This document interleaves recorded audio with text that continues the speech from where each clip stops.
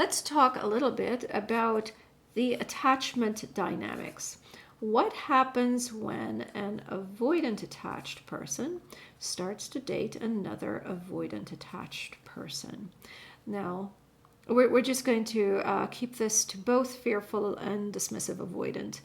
They both want space, they both want independence, they both want autonomy, and they want validation. They want affection, but they have a hard time showing it. They like their partners being vulnerable, but they have a hard time being that. They want to feel safe and secure, but they're always on the fence, or for the most part, they're on the fence about their decisions, so their partner can feel insecure and unsafe. Now, if one avoidant attached feels like the other avoidant attached wants to be validated, wants to feel safe, wants commitment, and they're not ready for it, there are going to be a number of issues here. One, they won't be able to communicate their feelings clearly. Another one is they can't label their emotions correctly. There's also issues with empathizing, so they may not be able to appreciate what the other person is feeling, and that can create a lot of discomfort and in the relationship, and it's a relationship that will probably not work. Now, the great things about these relationships is that they both can respect that the other person wants space, and they're comfortable with that because they also need space. The problem really comes in these relationships when they cannot communicate their needs and their feelings. And so these relationships are not very successful. The anxious attached and the avoidant attached dynamic, which is what we see a whole lot of, is that the anxious attached needs closeness, validation. They depend on their partner. And the avoidant needs space, independence, a fear of commitment. Now, what happens in this dynamic is that the anxious can provide the validation that the avoidant needs. They are vulnerable, which the avoidant finds very attractive, mainly because they have a very difficult time. So they see that as a strength and one that they wish they had.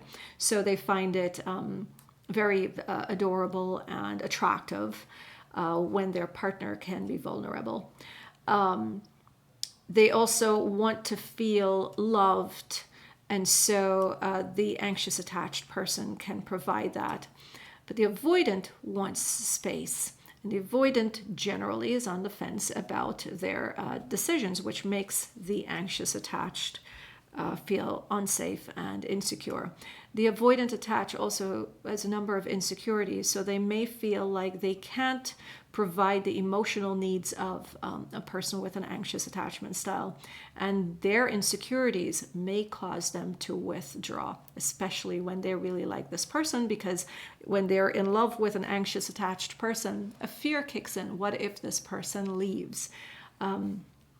So they create some distance. So should the person leave, they're not going to be hurt, which is not true. The hurt, whenever we break up, it's either going to hurt today, tomorrow, or next month. The hurt is going to be just about the same. So this really doesn't make sense, and it's something that we can work on. But this is a relationship that jumps into what we call the roller coaster. There's the push and the pull that happens, the up and the down. We're trying to make things work. This relationship, they can last, but they're very uncomfortable. An anxious and an anxious attached person, they both have the same needs, and we're going to think that this would be a great relationship because they're both open to communicating. Ignore the spellings. They're both open to communicating They're both vulnerable. They're they're great listeners in terms of being a part of that effective communication. They're trusting. You would think that this is an incredibly great relationship and it would work. However, let's just imagine for a second that you are out in a field alone and you don't know, you're just there alone, and suddenly someone comes dashing of the woods, and they want to hug you, and they want to love you, and they want to marry you. That's what it would feel like for an anxious attached person. They are going to get very, very scared, because in this dynamic, they realize that the person does not know who they are. They start to wonder, what's the game here? Why are you trying to manipulate me? Why are you trying to pull me in your corner? Why are you being so nice to me? You don't know who I am. So it's a very forward move that can appear threatening, which is what the avoidant attached person feels when the anxious attached goes on and layer the love and affection on them. The avoidant attached is always wondering, why do they like me? Why do they love me? They don't even know me as yet. And especially since an avoidant attached person will take a very, very long time to reveal themselves, they know that you don't really know them. They know that there is no reason for you, that they've not given you enough for you to make a decision on if they are worthy of your love or not. So this relationship can be very overwhelming. And the other thing about this dynamic is we live very busy lives, and we are not always going to be able to pacify the fears and concerns of our partner in the time that they want or they need their fears and concerns to be pacified or their feelings to be validated. Now, a secure attached person and an anxious attached person, or an avoidant attached person, this dynamic, avoidant, anxious, this dynamic can work. And it depends on how securely attached that person is. Now, a secure attached person is very comfortable with communicating their thoughts, their feelings, and their boundaries. That's the most important thing in a relationship. Well, one of the most important things in a relationship, boundaries. They can also empathize with their partner's struggles. They can communicate very, very well, which is very important for relationships. So if the avoidant attached person pulls away, the secure attached person will be able to give them the space, because they're going to know that it's got nothing to do with them. It's just whatever this person's going through. And they're going to be able to sit with this person at a later time after they would have taken their space and say something like, hey, you know what? I can appreciate that you need your space and your time. However, it makes me feel uncomfortable when you suddenly pull away and I don't hear from you. Can we work out a system where you can ask for your space and I will respect that and let you be? So they could communicate clearly, which solves the problem and keep these two together. They also they're not very, they don't react and respond on impulse.